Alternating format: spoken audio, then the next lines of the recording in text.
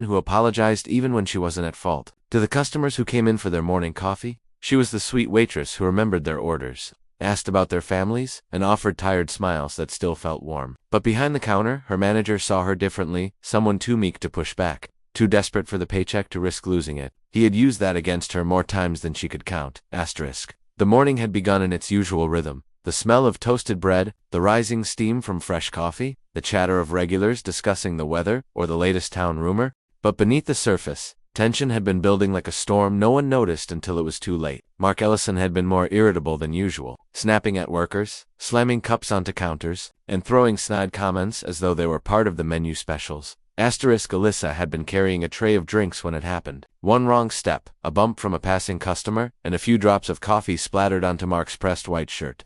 The diner froze instantly. Mark's expression darkened, and for a heartbeat, Alyssa felt the world stop breathing. Bathroom, now? He growled.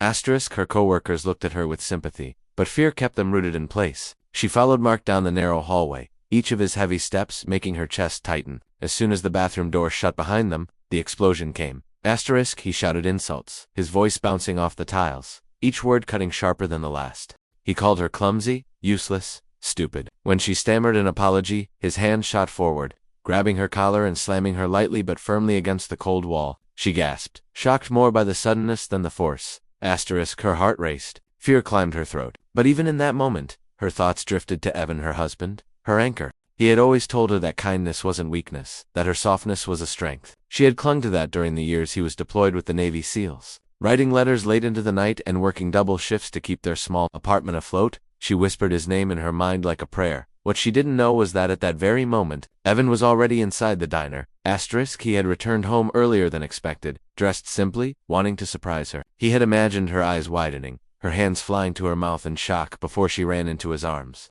Instead, as he waited near the counter, he saw Mark grab her by the arm, dragging her toward the back hallway. Even from a distance, Evan recognized fear. He had seen it too many times in war zones, in civilians caught in danger, in soldiers under pressure, and he saw it clearly in his wife's eyes. His pulse shifted. The instincts he had trained for years sharpened instantly.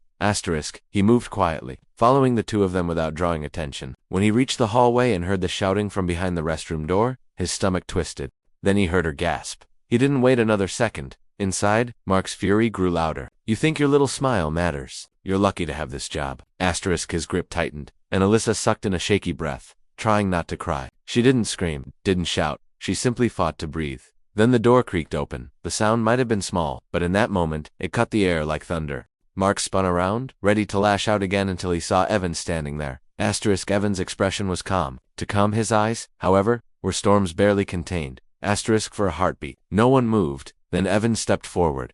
Mark backed up instinctively, words tumbling from his mouth, excuses, stutters, lies, but Evan didn't acknowledge them. Instead, he brushed past him as though Mark were nothing more than background noise, and gently reached for Alyssa. His hand slid into hers, grounding her instantly. You okay? He murmured, voice soft enough that only she could hear. Alyssa nodded, though tears still clung to her lashes. Only then did Evan turn to Mark. His voice was steady, controlled, deadly in its calmness. You will never speak to her again. You will never touch her again. Do you understand? Mark swallowed hard, nodding quickly. For the first time, he looked small, stripped of power, stripped of arrogance. Even the security guard outside, who had witnessed the scene, didn't step in. He simply watched, recognizing the truth. This wasn't violence. This was protection long overdue. When Alyssa and Evan stepped out of the bathroom, the entire diner fell silent. Customers watched, workers stared, everyone understanding something had happened, even if they didn't know the details. Alyssa, still shaken, held onto Evan's arm as though afraid he might vanish again. But for the first time in a long while, she didn't feel invisible. She felt protected. She felt loved. That evening, as they curled together on their worn-out couch, Alyssa whispered, I thought I lost myself. Evan kissed her forehead, speaking softly. You never lost yourself. You just forgot how strong you are. The next day, word spread fast. Mark was fired by the diner's owner, who also apologized to Alyssa and offered her a better position. But the real turning point came months later when she opened her own cafe, Second Chance Diner. A place built not from bitterness, but from healing. She filled it with warm lights, soft music, and staff who were treated like family. Customers came not just for the food, but because they felt something, their kindness, safety, sincerity. Alyssa never forgot what it felt like to have her smile taken from her, and she made sure no one who entered her doors ever felt that way again. Sometimes courage doesn't shout. Sometimes it whispers, "This ends today." And in that small diner bathroom, courage found Alyssa again and never left.